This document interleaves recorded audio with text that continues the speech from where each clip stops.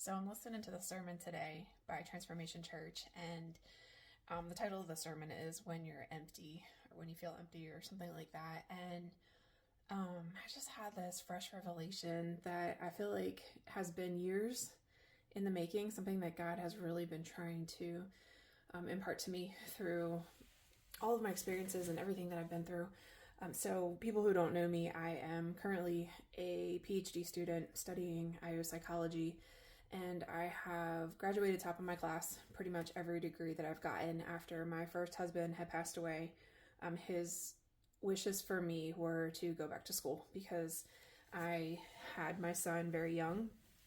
I was 18 when he was born, and I didn't get to go to college like the rest of my peers. And after he got sick, he had told me that one thing he really wanted was for me to go to school because he believed that I was really intelligent and could do really well and be really successful and all of that. So after he passed in 2012, I decided to go get my associates, which then turned into getting a certificate in accounting. And then I went on to get my bachelor's in human resources and business administration. I got my MBA in business, and now working on my PhD with additionally a certification in project management. So it's been a lot, and I feel like my success in school, graduating top of my class, has been really significant because it just showed that I was committed to excellence, and I felt like I'm going to be really successful. I'm going to have, 6-figure plus income, potentially 7-figure income, and just kept pushing and pushing and pushing,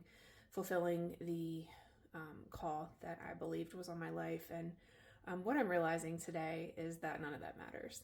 None of that matters at all. Right now, my income is $0, and I feel more successful than I have ever felt in my life. And it's because I'm not looking for the approval of people. I'm not looking for the applause or the recognition or the things that this world may look to as signs of success. My success comes from knowing that I am living every day in my chosen calling, in what God created me for, and that I'm doing exactly what He's called me to do. Now, this isn't for everybody. I'm not saying quit your job and, stay home and just expect God to provide, but as I wake up every day and I ask God to lead my steps and ask Him to ordain what's next for me and to give me that wisdom and that revelation, I know I'm exactly where I'm meant to be. And I've been feeling this way for a good couple of years now, where every day I just know that I'm exactly where God wants me to be, with exactly the people God wants me to be with. And as things have been stripped away, it's okay that none of that is meant to be in my life right now. And if it comes back later, that's great. And whatever material things that I may have to give up on this journey, if it means I downsize to a smaller house or drive a smaller car or something cheaper, it doesn't matter.